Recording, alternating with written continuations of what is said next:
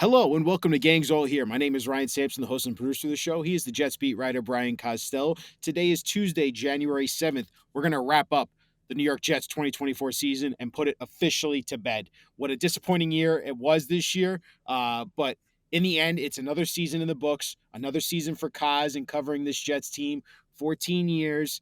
But we're going to put it to bed. And we got to break down what Kaz's exclusive story with Woody. He spoke to him before the Jets' final game of the year. Got some comments about Aaron Rodgers' future, about the firing of Robert Saleh and Joe Douglas, about his son's role in the Jets organization. We're going to break down all those comments on today's show. We'll also look at the expanding list that the Jets are going in on for head coach and GM, break down some of those names, get Kaz's reaction to those names, and we're going to have a show and we're going to try to really piece this whole thing together. But before I get to any of that, Kaz, how you doing, man? Are we going to recap my record for the year and how I did Sunday on my picks and stuff? Ryan, we do that? I could do that for you. I got to put a bow on it, right? We got to put a bow on it. You did end on a win again. What a winning streak for you. 12-5 picking games this year. That's pretty dang good. I don't know if I haven't tracked you in years prior, obviously, but I need to know if that's like a record for you. I had some good years doing just straight up. The spread complicates things. If we added the spread, I'm sure I'm not that good. But yeah, because the spread has complicated things a few times. But yeah, straight up, people get on me for picking against the Jets a lot, but it has been a winning proposition. Although I picked them to win Sunday, and they won the game. You sure did. You sure did. And that was a good call by you. Like you said, air raid from Aaron Rodgers, and it was. What a way for him to go out and possibly his last game as a Jet.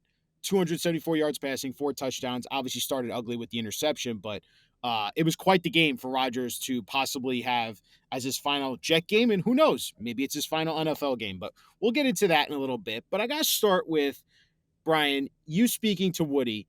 And listen, we know Woody only spoke to you. He only answered that one question after the game, but he only spoke to you. And you asked a lot of good questions here about what the hell went on with the Jets this year in 2024. By the Jets' perspective, we were massively disappointed. I think even your expectations for the team and everyone else's expectations, we had set such a high one for this Jets franchise, the Jets team, because we thought there was so much talent and Rodgers was going to come back healthy, and this was finally going to be the year where they could piece it together and go all in. And by all intents and purposes, they went all in, but it fell flat. For you, talking to Woody and getting that sense one-on-one, can you just give me like how you thought the convo went overall? And do you think there's a genuine, I guess, disappointment in how he saw this season going? Oh yeah. Yeah. I mean, make no mistake about it. The 2 words he used were sad and disappointing. Disappointed in the season.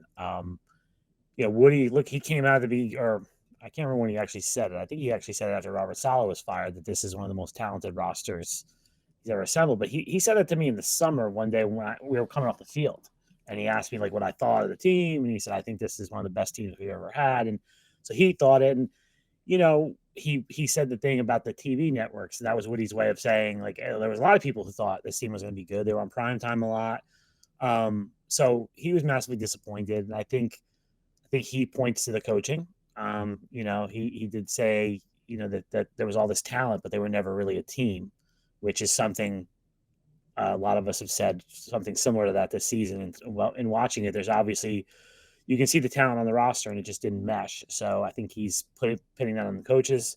And he said he has no regrets about making the move with Robert Saleh when he did, and he kind of knew that he had to make that move, so he did.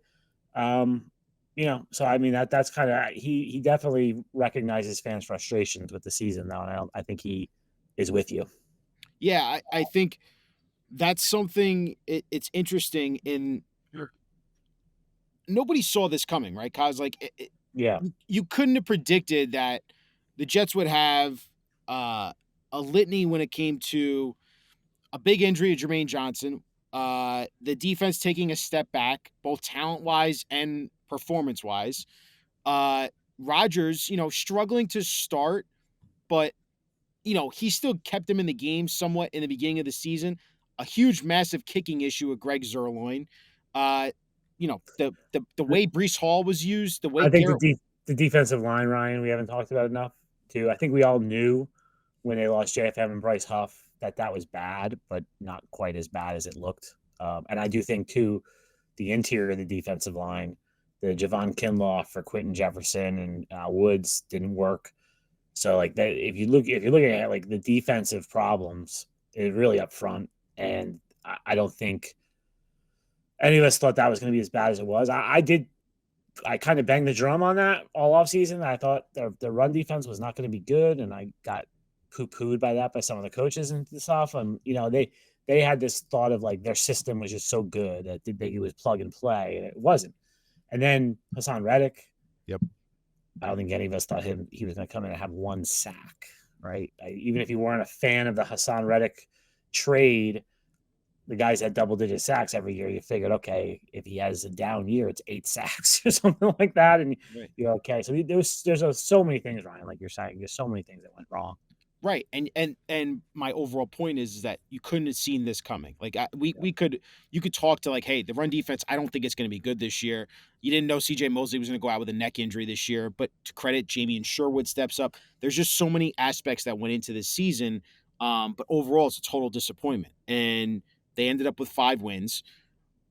The other thing I got to ask you though with Woody now is as he is starting this search for, you know, the new head coach and new GM, you had asked him, does he regret firing Salah at that point Yeah, in the midseason because they were only 2-3 at that point, and it was all downhill after that. I mean, legitimately all downhill for the season. How can you not regret that decision? It looks like it kind of backfired on him a little bit, but did he have his mind made up at that point already? yeah. I think he would argue that maybe he should have done sooner. Like I think in his mind, maybe he should have done last year. I think he he did not have faith in Salah at that point. Did not have belief in Salah, and I think there had been pushback on him from people to like give Salah more time, give him time. From Aaron Rodgers has said he pushed to keep him last year. The other people around him said, you got to give this guy time with Aaron Rodgers, and he was fed up at that point. And I think it was a mistake. I've said I think it was a mistake at the time. Not necessarily that I'm saying Robert Saleh is Vince Lombardi. 20-36 is the record. It is what it is, but it sort of just threw a grenade into the locker room, and I thought the Jets took a while to recover from that. And the defense really took a step back because, whether that was because Salah wasn't there, whether it was because Ulbrich was doing both jobs, whatever you want to say, the defense clearly went backwards. But yeah, I know I don't think Woody would thinks that it was a mistake because he thinks he had to fire Salah. Right. I think that's what I took away from his comment with you is, I already had I had my mind made up, but I had that thought. Like I know I was making that decision. I thought that was the right Yeah, decision at the moment. It's just you kind of have to have revisionist history and be like, man, if you just let Salah ride it out, maybe if you yeah. knew he was a dead man I don't walking at the think end. I think like looking back at it, Ryan, like from a reporter's perspective, I thought should I've seen that coming more. I don't think I knew how bad the relationship was between Salah and Woody. And I think that's come out in some of these stories over the last few months too. Clearly, they were not seeing eye to eye, and Salah thought Woody was involved too much in the decisions and things. And I think they were button heads. Which is interesting you say that with the butting heads and involved in the decisions. This brings me to the Joe Douglas aspect of this, firing him on the bye week. Yeah, But still, they made moves this season, signing Tyron Smith, signing John Simpson, Tyrod Taylor, Mike Williams, bringing in those players, trading for Hassan Reddick, like you said. They were going all in, but then there's the question of, how involved was Woody in those decision making in putting this roster together, and is there truth to maybe Joe Douglas maybe felt that his legs were getting cut from underneath him, and he saw the writing on the wall that this is not going well for me. Even after the 2-3 start, and they fire my coach, I I'm most likely gone no matter what this year. yeah. So what part are you asking me? I'm asking you that it does was Woody more involved than we think into putting into this Well, 2024 roster. no, Woody's involved. I mean, I think that's clear. In some of the stories that have come out and stuff, he's involved. I don't think Woody is breaking down, who every single thing about the team. I don't think he's involved in every single, but he sits in the free agent meetings, he sits in draft meetings, like not all of them, but they kept keep him abreast, which by the way is not different than other owners. Like, I would call on Hard Knocks for the Giants. You saw John Mara is involved in the decisions, but I think it's the owners kind of get to say, well, I'm not sure about this decision. You better be right. Like we saw with Mara with Saquon, right? That was basically what he was saying. Was, man, and I'm not going to sleep if he goes to Philly, but hey, if this is what you're saying we should do, okay. But then they might pay for their jobs with it eventually. The Giants didn't this year, but so I think when he was involved, I do think Ryan, there's something to I like I feel like 2023 there was like this tremendous optimism around the organization after the Rodgers trade. And that injury really just like knocked the wind out of everyone. And I was surprised last offseason when I would see some of these guys and it felt like they never really recovered from it. And I thought as a guy, I'm like, when I got closer to the season, there was some people were going to win 13 games or do this, but it almost felt like there was this. I don't know if they ever truly got 100% back after Rodgers went back. Because I think they loved that team. That they were like they thought that team was going to be really really good with Rodgers. This one, I think they knew there were some deficiencies defensive line wise. I know on the defensive side, the coaches thought this defensive line was not going to be as good as what they had in the past. Um, I think the offensive line was better this year. But I do think there's something to the fact of that injury took a lot out of them. But yeah, Woody's the owner. He's going to be involved. That's just the way it is. Which brings up to my next point about his son. I know you asked him about Yep. that and his involvement in the organization, the decisions that he made. He denied them, but what more can you say about that whole situation with his son? I think it's depends on your perspective. I've talked to people who feel like Woody says things that come from his son, that come from Twitter. I've talked to people that say that stuff. I don't think they're making major decisions based on what a 19-year-old's opinion is. I really don't. Could he bring something up in a meeting? Sure, he could. But so Woody kind of raised an interesting point. I thought to me, he said, my great grandfather brought my grandfather on Johnson and Johnson when he was a teenager, knowing that one day you're going to take this over. I think if anyone out there has like a family business, they've probably been involved when they're a teenager to some level. Now, that doesn't mean uh, you're making the orders for your business or anything like that, but you're kind of learning the ground level. And I think, Rick Johnson is probably going to take over this team someday from his dad. And so I do think he's been around. He had an internship at one point, in the, I can't remember what department he was in, but I remember he was around one summer, he had a summer internship with the Jets. So he's been around the team. I think it was a little overblown in that athletic article, like just how much influence he is, because I do think there have been people in the organization that felt that, but there's other people who laugh at it and are like, no, there's nothing, there's nothing going on there. And he doesn't have it. Like Rudy's point was, there's no role in the organization. He's not involved in decision making. I don't think he's sitting in on important meetings and stuff. I know they have him in the draft room and he made a call to Zach Wilson, but that was for social media stuff. And you know what I mean? There's people in the draft room who aren't involved in the decision making.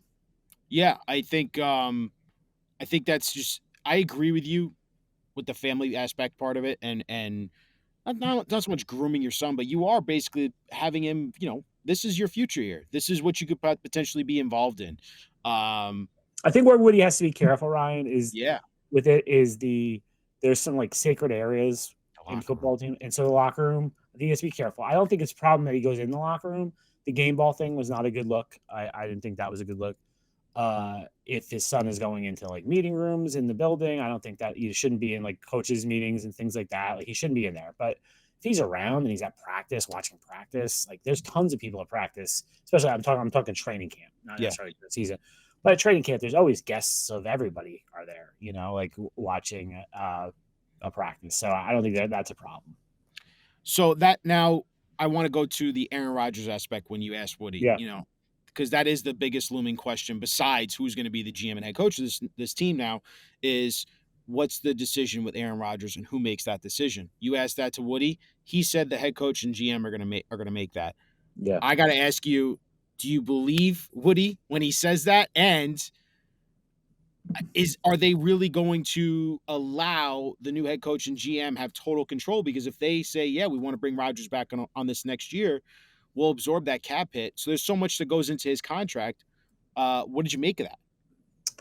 Yeah, I believe him. I do think Woody's going to let his opinion be known, and I think Christopher will let his opinion be known, and Jaime Alhai, the team president. I think other people in the building, I think if you're a smart GM and coach and you're coming in and you have this decision, I would be asking 50 people around the Jets what they thought, right? Because unless I have a relationship with Aaron Rodgers, which I think very few of these candidates do, I don't know what went on beyond the scenes. So I'd be like, hey, like tell me, and not with a camera in your face, right? Because I've seen a lot of Jets. Oh, the players love them; they all want him back. Well, there's a camera in their face a lot of times. So, there are players who love Aaron and who want him back, but there's also some other players I think who would give you a different answer if the cameras were off. So, Mm.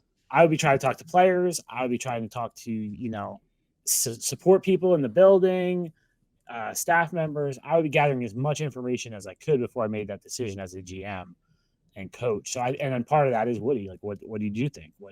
So he's gonna have a say, but I don't think Woody's gonna force them and say like, "There's no way Aaron Rodgers is coming back." I just don't think he's gonna do that. Woody desperately wants to win. I think if a new GM and coach say that this is our way to win, I think he'll go with it. Well, that's interesting because that kind of brings up the whole you still at 1% for Aaron Rodgers to return. I know Yeah. you're steadfast on who the heck wants to come in and have to try to have that power struggle of this is the offense I want to run. Aaron, you got to learn the playbook, not running your offense anymore, dealing with that. And is Aaron going to want to learn that new playbook when he comes in, if there's a new head coach and when the new head coach and GM come in? Yeah, I mean that's my big part, but also like right, I said this. You could probably go back to, I don't know, November. I think I wrote this, and I said it was over at that point, and I wrote at the time like, don't be fooled by December football. Like, let's not be fooled by December football. And I feel like lots of people are being fooled by December football right now. Yeah, he looked good on Sunday. The Dolphins were horrible, and I think the Jets kept flashing that Broncos Chiefs score up on the scoreboard. They saw it. They basically were done. A week before in Buffalo, he did not look good. And I would caution people, you got to remember that. So, like, this roller coaster of like, oh, he looks good, he doesn't look good. You won 5 games with him. So, and don't tell me, like, oh my gosh, the only way we're going to win 10 games next year is if Aaron Rodgers is the quarterback. You won 5 with him this year. So, don't give me that. And the other part of it is, well, like, if he's healthy, he's good. He's 41 years old. 2022, he was not healthy in his last year in Green Bay. 2023, he tore his Achilles. 2024, he had a bunch of injuries this year. Chances are in 2025, if Aaron Rodgers plays, he's going to get injured again. That's the life of a 41-year-old in the NFL. That's what happens, right? Your body starts to break down. So, I get it. I get that like Tyrod Taylor doesn't sound exciting, or whoever, Justin Fields, or anyone that you should throw out there. Kirk Cousins, but it's just I don't know. I just still have a hard time seeing it fit. Now, the Mike McCarthy wrinkle is kind of interesting, Ryan. Oh Right? Like, God, Kaz, now you're really starting to ignite some things to me. I mean, that's an interesting wrinkle. If all of a sudden he's available, do the Jets go down that road? And then what does that mean with Aaron? Like, they obviously have a huge history together. I always thought it didn't end particularly well between them, but time heals all wounds. That's a long time ago now. So maybe the two of them see each other and say, yes, let's run it back.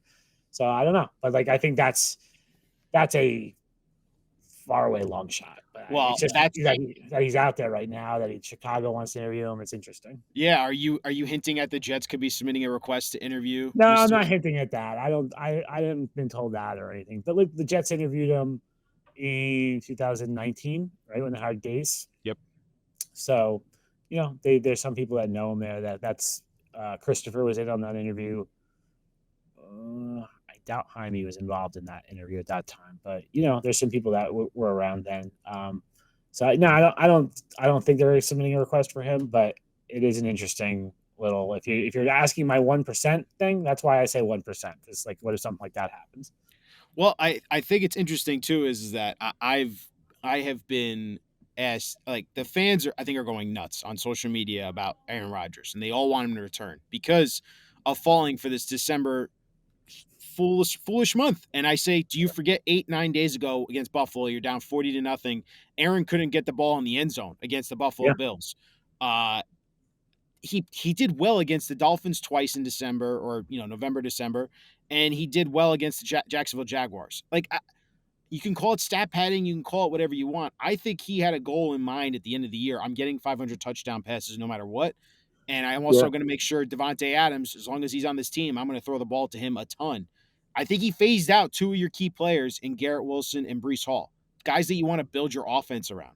And that's concerning to me, and that brings up red flags. And I agree with you, Kaz. You won 5 games with him. Yeah. Who says you can't win 8 games, 9 games with Tyrod Taylor and another backup quarterback partnered up with him?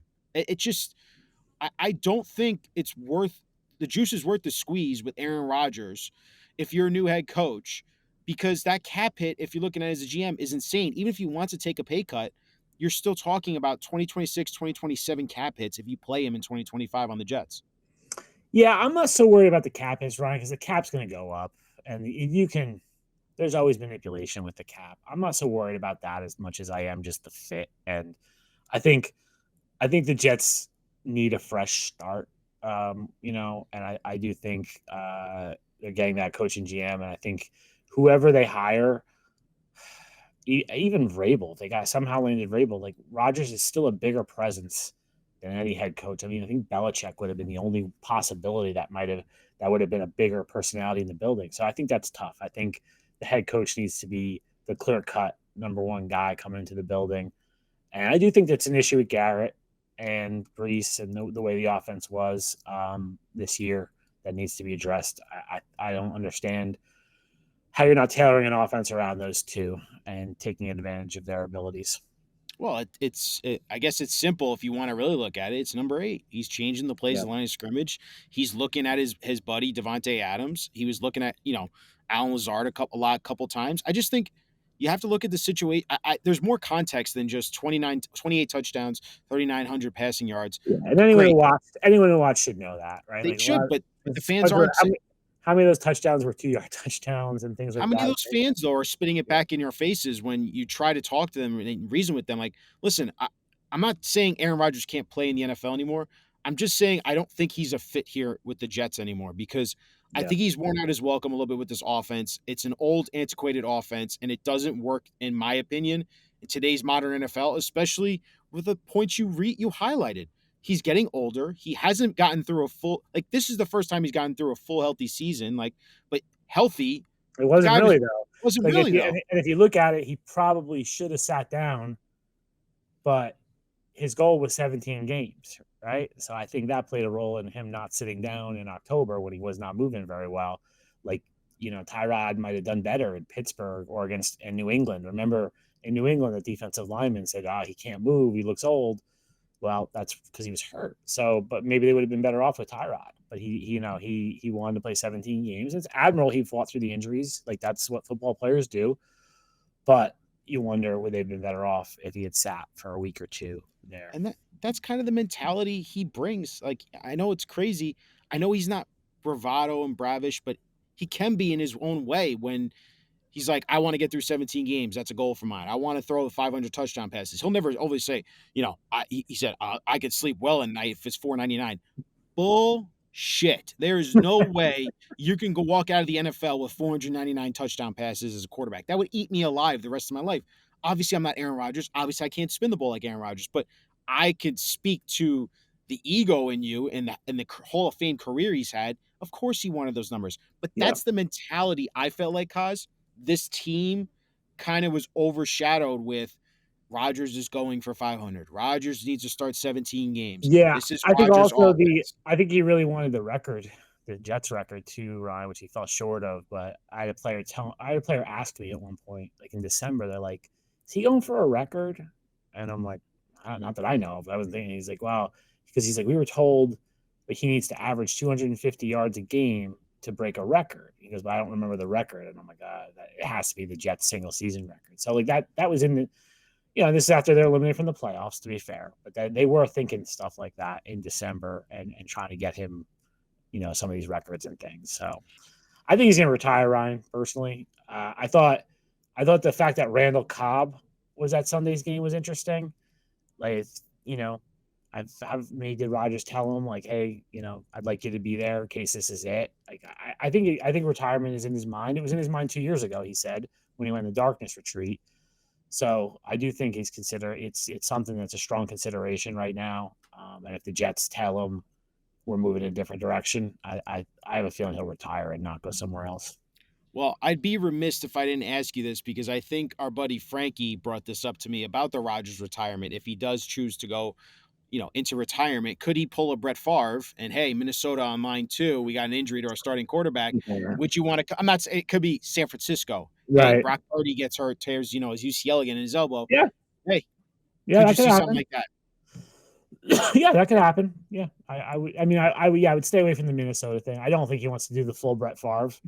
Like, I do think at some point Aaron wants to go somewhere where Brett Favre hasn't been. But yeah, San Francisco is a good example. Or contending if a contending team suddenly has an injured quarterback, sure, I would compare it more to like Jay Cutler in Miami. Remember Tannehill got hurt in training camp and Cutler was in the booth and came out of the booth. Like I could see something like that happening. It wouldn't so shock me, especially Uh, if he gets to miss like the offseason and training camp.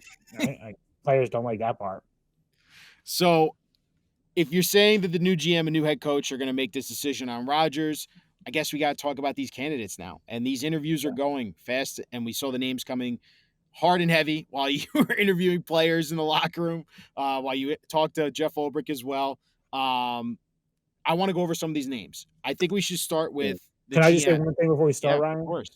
Off my conversation with Woody, I do want to stress like he is like was really excited about their process. Like he truly believes that they have a good process in place with Tannenbaum and Spielman. Like they know Tannenbaum. They like Spielman a lot. They feel like I can tell they feel like they have a leg up on everyone that they've been doing this since November. They've had these discussions. So like I don't know what it's like in New England right now. Right? Obviously they're going to target Vrabel, but like do they know anything about anyone else? I'm not sure what's happening, in Jacksonville. Just made the move and I saw their list. Like have they done research though on any of those candidates yet? Have they had the time? Like the Jets have had a lot of time to do their research. So I think what you're seeing is this big list. Like they're open to almost anything. So like I know you and Frankie and I have talked about, is it going to be offensive? Is it going to be a guy who's been a second time head coach? I think they're open to everything and just casting a wide net, which could be a good process because the NFL has slowed this process down considerably with the rules.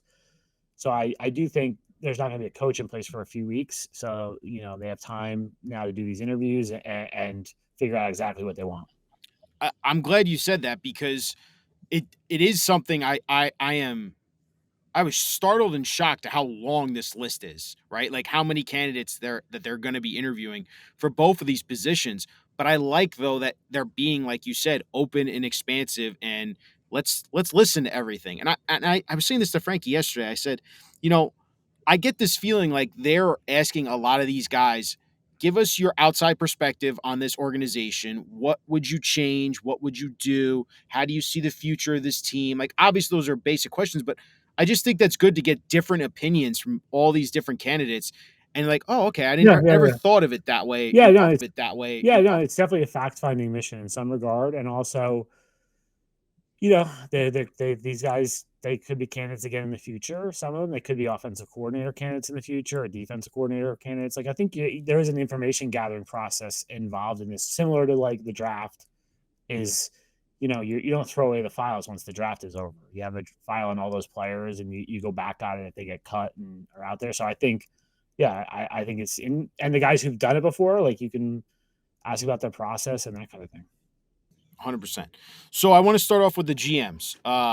So far, they have already interviewed Thomas Dimitroff, John Robinson, Jim Nagy, and Louis Riddick. We had talked about those candidates prior. But since then, we've gotten some other names that the Jets have put out interview requests for. We know that they're interviewing Chiefs Mike Borgonzi. They're interviewing Ray. They're going to try and interview Ray Farmer, Alec Hallaby, as long as Ryan Grigson, and I believe we got news about the Brian Bills. Dane, Brian Dane. Uh, Ryan Gain. Yep. So of those names, Kaz, and I know Mike Greenberg Mike was another Greenberg. one they had Yep. reached out to, I Mm-hmm. believe, with the Bucks as well. So of these names that you're hearing, which ones are standing out to you that you're circling and are interested to say, I wonder if the Jets are really interested in this GM candidate? Well, I think they're interested in the guys they're talking to. Borgonzi's interesting, right? Because he's the classic. Let's go to who's been the best team in the NFL and try to hire somebody from their front office. Like, I feel like that's kind of the mode of these searches, and so they gotta find out like what does Borgonzi had to do with their success and what his role has been. And he's been there a long time. He was there under Pioli before this regime. So, um, yeah, I think he's interesting. I think Mike Greenberg is very interesting. Obviously, he has ties to the area. He was an intern under Mike Tannenbaum with the Jets. So he's been a name I've heard since the beginning with this that they have interest in. Greenberg comes more from the business side, so it's interesting where Mhm. I remember, Tannenbaum was the business side, and all you guys, we need a scout, we need a scout, we need a scout, and then Idzik was business side mostly. He had a little scouting, and then McCagnon was pure scout, and Douglas was pure scout, and now I feel like we're coming back to the other side. The pendulum has finally swung the other way, and we're talking about guys who are not scouts. So Greenberg is not a scout. Yeah, so it's similar in these regards, Ryan, to like when you hire an offensive coordinator, you got to know who their defensive coordinator is going to be. So if Greenberg's going to come, who's going to be the guy he's going to lean on scouting wise? If you're hiring someone from the scouting side, who is their business person going to be? And you got to kind of figure that part out. Brian Gaines an interesting one. Gaines started as a scout with the Jets. He's from the area. He went to Don Bosco, I think, one of the Bergen County Catholic schools. Um, his history here. He was the Texans GM for a very short time. Kind of got caught up in the politics down there and didn't really get much of a chance to do much there. But he's an interesting name to me.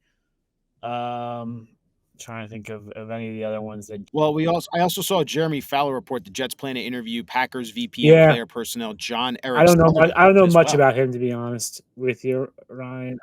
He is the Uh, top executive, from what I understand, under Brian Gutekunst. Alec So Hanneby is an interesting one from the Eagles. So Hanneby, he's an analytics guy. So actually, my buddy Seth Walder at ESPN, he's a cover of the Jets. He actually at one point asked me, "You think the Jets would hire like a pure analytics guy as the GM?" I'm like, "I don't know." And so I started asking him some names, and he said Hanneby is the guy who's considered like he's going to be the first pure like analytics guy to be a GM, is what the thought is. So that's an interesting one to me. Now you have scouting, you have calf guys, and now you have analytics guys. So it's a third bucket.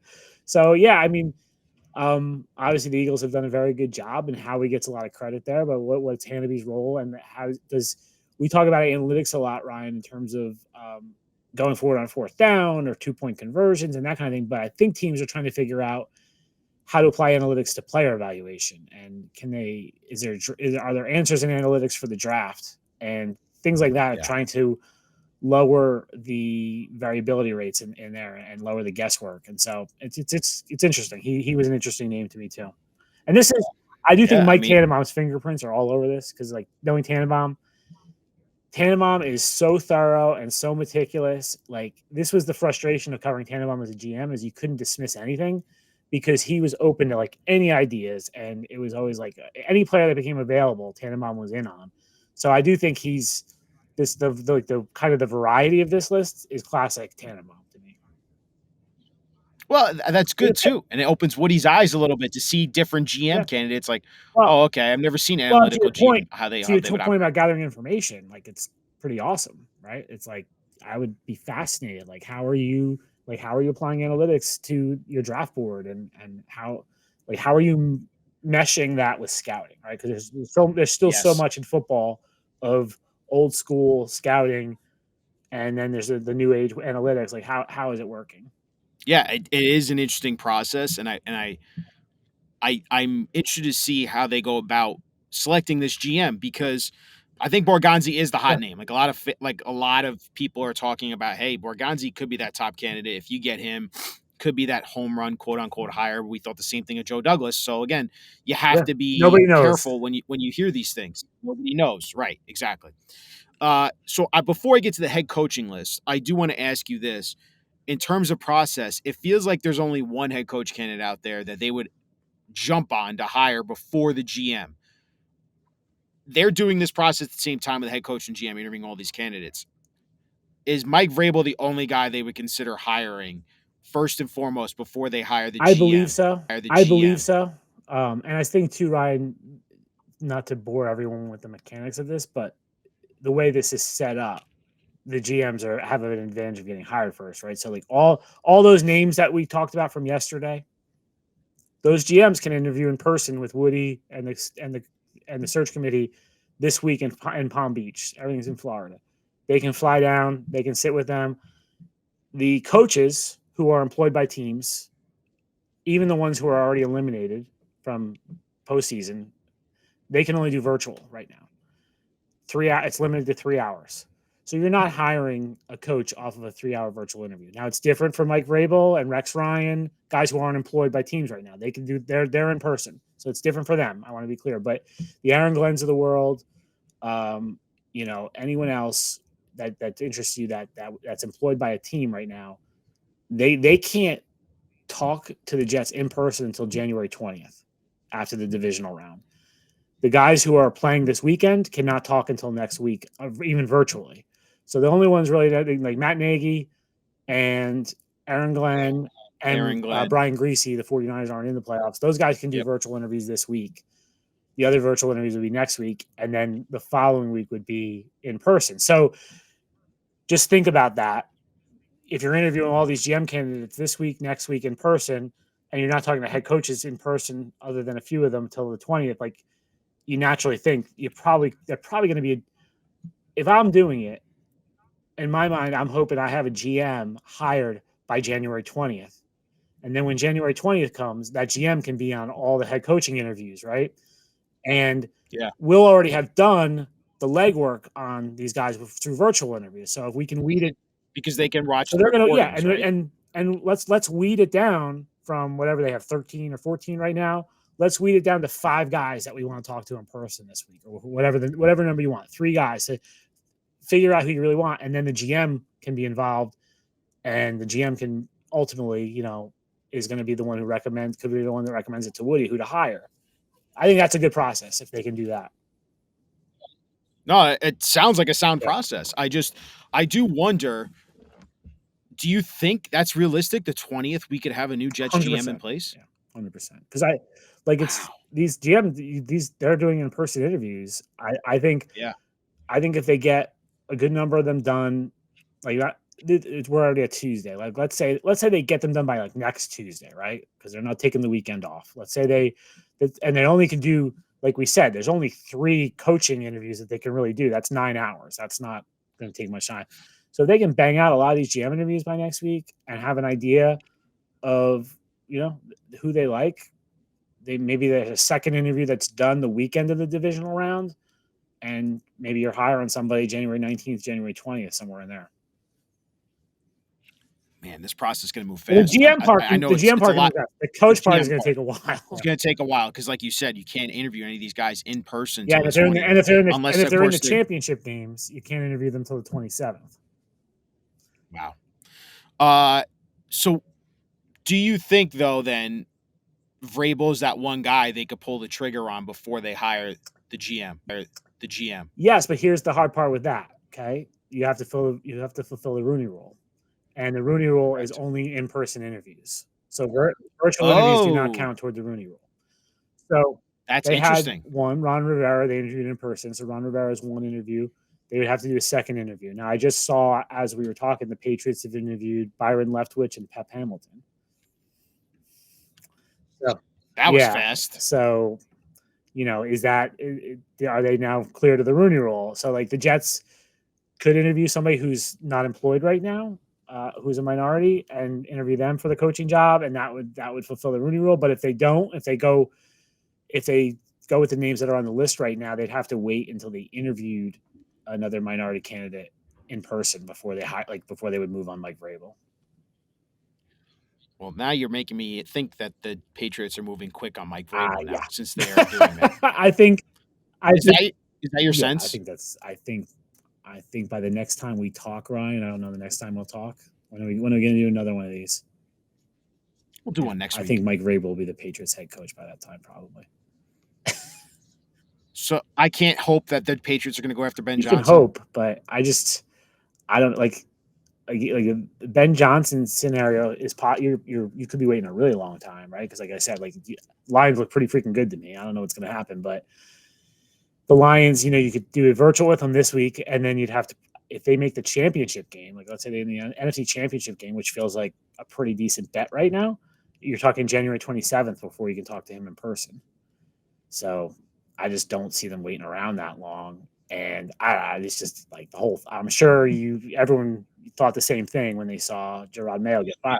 This feels And they fishy, like man. that they knew Vrabel, they could get Vrabel. So and yeah, I mean the Jets loved Vrabel. They did like the interview went well and everything. And I do think there's a lot of people around the Jets who think he's exactly what the team needs. That like all of you guys have said, that he could kick some people in the butt and kind of be that bad cop in the building, so to speak, that they need. But if you're Mike Vrabel, there's just so much familiarity in New England. I just can't see him not wanting to go there.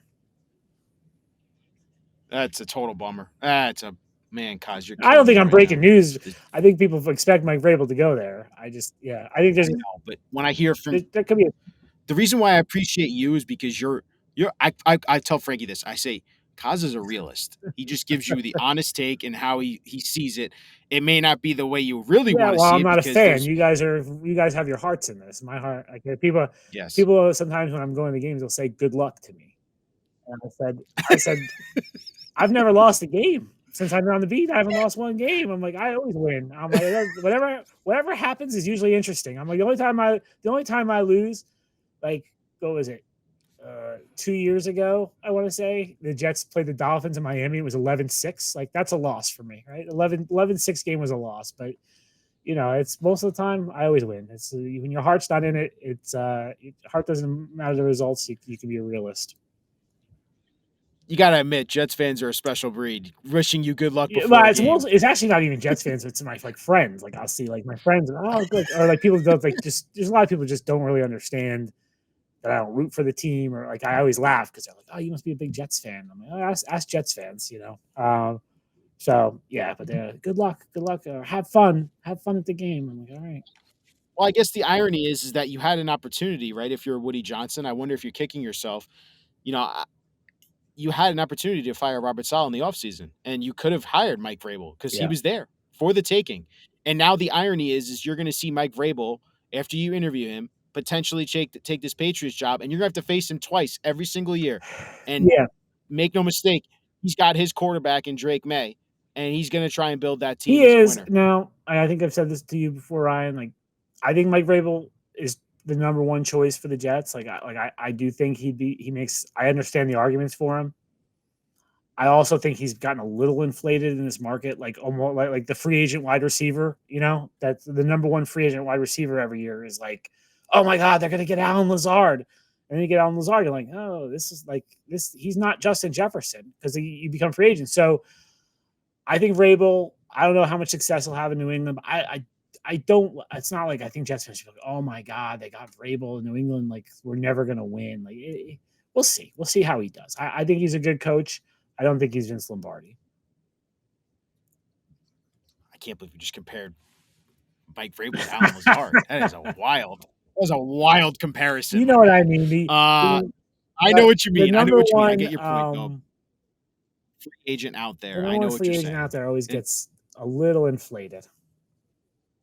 I know, but he just fits so He perfectly does. with I what agree Jets with you. fans I are hoping understand the for. arguments. I totally get it. So let's run some through the some. Let's run through some of these names here for head coach. They had already interviewed Vrabel. They had already interviewed Ron Rivera. They're interviewing your That's boy Rex yep. Ryan today. We'll talk about him in a sec. Also, they have put an interview request. I shouldn't say they're actually interviewing, but requests with Bills offensive coordinator Joe Brady, Broncos defensive coordinator Vance Joseph, Chiefs offensive coordinator Matt Nagy. Kaz called it first. Steelers offensive coordinator Arthur Smith, 49ers quarterback coach Brian Greasy, Vikings defensive coordinator Brian Flores, Vikings offensive assistant, not really the Quarterback's coach. coordinator, Josh Quarterback's coach. McCown, quarterback's coach. Lions defense coordinator Aaron Glenn, and Texans offensive coordinator Bobby Slowick. Have I missed any I names, don't Kaz, think there? so. That sounds like All right. So that's a yeah. lot right there. But those are a lot of names. They are clearly doing that wide search here with the head coaching perspective as well. You have the CEO types in Mike Vrabel. You have the defensive coordinators, the hot defensive coordinators in Aaron Glenn and Brian Flores, and you have the young offensive minds like a Bobby Slovic, Joe Brady, and then possibly, you could go into the former head coach route with Arthur Smith. Could they go after Cliff Kingsbury? So there's a lot of names there. What are you taking from this approach from the Jets, and what are the names you're really circling here and saying, again, this could be potentially the next Jets head coach? Aaron Glenn's the one that jumps out to me, Ryan. I think it makes a lot of sense. His connection to the team. He already has, I think Woody will like that he loves the Jets and has this connection to the team. And, first round draft pick in 1994, played for the team for 8 years. He obviously helped himself Sunday night. We're all prisoners of the moment, and that was pretty impressive what he did Sunday night against Sam Darnold and the Vikings. I do think he has some of that Vrabel hard ass to him, former player. You see him yelling at guys on the sideline. I do think he's got that piece working for him too. So he's the guy to me that I would probably install as the favorite to get the job right now. And these things are fluid and change, but that feels like, of all those names, Aaron Glenn was the one that jumped out to me. Josh McCown's interesting. Josh is a great guy, and I think he was like a coach, for many years, where he was the backup quarterback at places, and obviously mentored Sam here. And I'll tell you this, Ryan, in 2018, right, that was Todd Bowles' last season. The Jets were debating whether to fire Todd Bowles during the season, and one of their big issues was they didn't feel like they had anyone on the coaching staff who could be the interim head coach. There was nobody that was just kind of a natural on Todd's staff at that point. There was discussions of whether they could make Josh McCown a player interim coach. That's how highly he was thought of inside the Jets building. They ultimately decided that they couldn't do that, but it was discussed. So, I think Josh is a future head coach in the league. This might be a little too soon, but I think he's an interesting name. And I'll say this too, knowing Mike Tannenbaum, there are names that are not out there that I'm sure he's got to go. Like college coaches we might learn about. We might learn about after it happens. We might learn after, college coaches generally don't like to advertise. They're interviewing with for NFL jobs. It hurts recruiting. It hurts now. I'm sure the transfer portal, all that stuff. But I remember in 2009, right, was when Rex got hired. Yes. And they interviewed a college coach named Jim Harbaugh secretly in Arizona on an airplane. And Harbaugh was in his first few years at Stanford there, I think, second year at Stanford, something. So Harbaugh was a little bit, it was a little too soon for him. He ended up getting hired a few years later in San Francisco, but Tannenbaum's pretty good at this, at finding those kinds of guys and names. And so I'm sure there's some names we don't know about that they're interviewing too. Well, I'd have to bring up a guy like Liam Cohen as well, Tampa Bay. His name I've hearing a lot. You make these ties sometimes with the GM, potentially who their head coach could be. Could you potentially see a Mike Greenberg, Liam Cohen pairing for the Jets? Everyone loves to do that. It doesn't really happen all that much, though, right? Like I'm trying to think because you can do it too with Borgonzi and Nagy, put them together. Yep. But I guess it could happen. But I think we put too much stock in people working together. Like, how many people do you like that you work with, Ryan? And how many people don't you like, right? So, well, I can't say that. Right, but if now, someone from the New York Post is up for a job, and say you don't like them, but people, oh well, Ryan worked with that guy before, so he's going to hire him. Maybe not. Maybe you really dislike this person. I think they sucked at their job, so you're not going to hire them. So I think we get caught up too much in that, they work together, so it's going to happen thing. Yeah. Well, can't you ask? That's what's interesting. If you're going to interview Mike Borgonzi, right? The Jets are interviewing him this week. Couldn't you ask them, hey, you're putting the request for Matt Nagy. What more can you tell us really about him right now? They did that. I'm sure they asked John Robinson a lot about Mike Vrabel when they interviewed him. What happened there too? What at the end? Oh yeah, 100%. But yeah, Liam Cohen's not on their list, so that tells me maybe they don't feel like he has enough experience or something. Like he hasn't been. He's on the interview request list, right? We haven't seen anything. No, So but he also can't interview yeah, but it this week. doesn't He matter. can't They interview interview. next They week. they they put in the request. I don't I know. think there's anyone. I mean, I guess it could be not reported like that yet. But to me, if you weren't on the initial list, I'm not sure you're getting on that list unless you're like all of a sudden somebody shakes free next week, surprisingly, like a head coach or something. So I don't know. And like, I think, the Ben Johnson piece, Ryan, like, let's address that too. Like, because I got a few emails this morning about like, oh, it's ridiculous. Why are they naming Ben Johnson? And I said, like, there's people who think he's just not a fit for this team. It's not about his scheme. Like, because I got, oh, what, they don't think the best offense. It's just his personality and style doesn't really fit what they're looking for. He's a quiet guy. I've heard he wouldn't really be good in this market in terms of dealing with the media. And I don't think he's your Mike Vrabel kick a player in the ass guy. Like, which is, so if that's what if you're in love with Mike Vrabel and that idea, don't rip the Jets because they're not interviewing Ben Johnson, because I don't think he's going to be a guy that's going to really be your disciplinarian. No, and it's interesting is he does come from the Adam Gase Yeah. tree. He was with him in Miami Yeah, for and a I bunch heard of he's years. he's So, similar to Gase personality wise, which and Gase obviously yep. struggled here with his personality and from a leadership standpoint. So I think there's something to that. And we got to bring up the guy who's interviewing today. Someone that you've Rexy, covered for a little bit, Sexy Rexy. You covered him. I worked with him. What more? Like, tell me, man, does he have a legit shot at getting this head I coaching think job? slim. I think it'd be a slim shot. I think he's a long shot. I think what works for Rex is also what works against him is the familiarity, right? I think there'll be a lot of reminiscing today about good times and stuff, but then do they start talking about the last 4 years and what happened there? I think the more personnel control Rex had, the worse the team got. Early on, it was basically the team that Tannenbaum and Mangini built.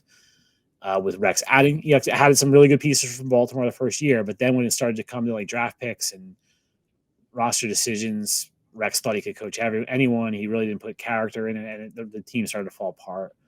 I think the other big question with Rex is he hasn't coached 8 years, 9 years now. 2016 was his last season. Who would his staff be? Right, like the staff that he had together with the Jets and the Bills. Those guys are either retired or they have other jobs or they bat for a while.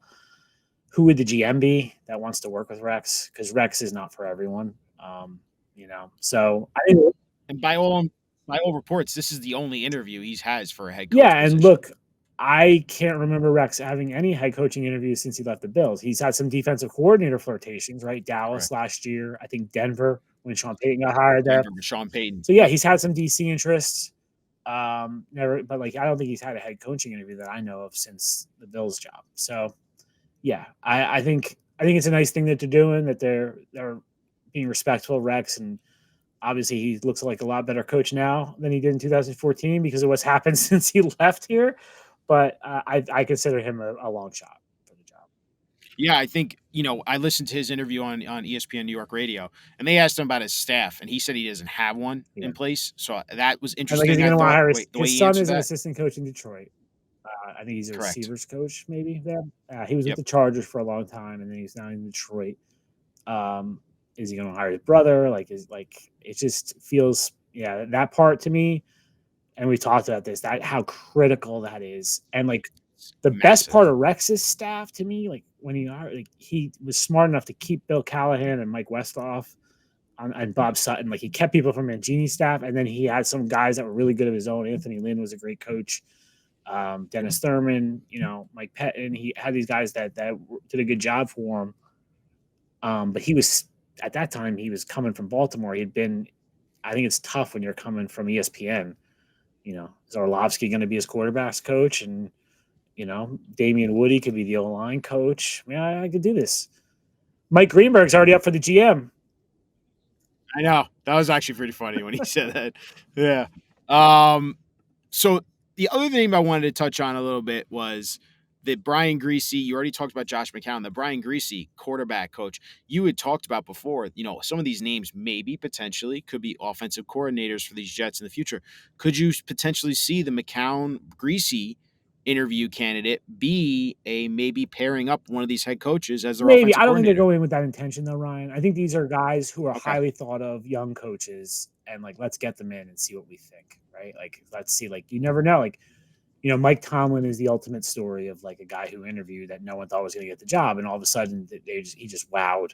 Like, he was a very young coach at that time, and not really a head coaching candidate. So I think they're just doing their due diligence here and seeing like these guys are highly thought of. I think McCown had an interview with Houston, right, for the head coaching job a few years back. I don't think Greasy ever has, but like I think they're highly thought of. Let's get them in and talk to them, and yeah, could they end up being OCs? Yeah, but I don't think that's their intention here. Do you think they'll end up going with a new first-time head coach, or could they lean more towards, hey, this guy needs experience previously as a head I don't think coach? they're going to go with that rule. I think they'd like to have one of the two guys have been done the job before and have experience. I don't think that's necessarily needed for both, but I think one of them they'd like to have. I don't think they want two guys learning on the job. They've just had that too often here. Yeah, for sure. I mean, it's going to be, like you said, a lengthy process for the head coach. I think that, to me, tell me if I'm crazy, I feel like the head coach is going to have much more of an impact on this team next year than that GM role, Yeah. just because there's so much talent still here to coach up. Look, the head coach is the most important guy on a football team. Like they set the tone. Like within the building, they're the guy. Like it's everyone kind of walks on eggshells around the head coach. Like they're the guy. Like Philadelphia might be the only place where Howie maybe is like has more power than the coach and is a bigger personality. Or Big Dom. I can't really think of another team where the GM is really the guy. Ooh. I think it's mostly head coaches. Like that's a position where you're the number one guy in the building, and I think that one will always have more impact than the GM.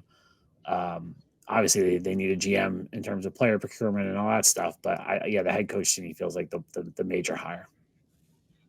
Yeah, and then my one thing with Aaron Glenn too, like you say, he's favorite, and I hear that a lot. Like Aaron Glenn is the guy everyone keeps telling us to watch for. I just need to know, who's your offensive There's two coordinator, man? questions. Like, Yeah, who two you questions for Aaron Glenn. Who's your offensive coordinator, and then does he want to be here over New Orleans? Right, because I think he coached in New Orleans for a while. Like it feels like under Sean yes, Payton, right? feels like he may want to go there. I don't know. I don't know. Like so, I think those are the two questions around Aaron Glenn. But yeah, it's the staff. I can't say it enough. Who's your offensive coordinator? Who's your offensive line coach going to be? That to me is so big because this team has not had a good offensive line coach in ages. And we can talk about Breece Hall and whether that's Rodgers' fault and all that stuff. But like to me, the run game was just horrendous, and the offensive line coach is a huge part of that. No, I agree, guys. I agree. All right, I'm gonna wrap this up with your over unders because we gotta talk about how well you did this year. And I'm gonna break it down one by one with your picks here because Devon Achane, you had over 49.5 rushing yards. One That's a run. win. Breece, yeah, exactly, one run. Breece Hall, 51.5 rushing yards. You had the under. He had Oh, 57, so that puts you at 1-1.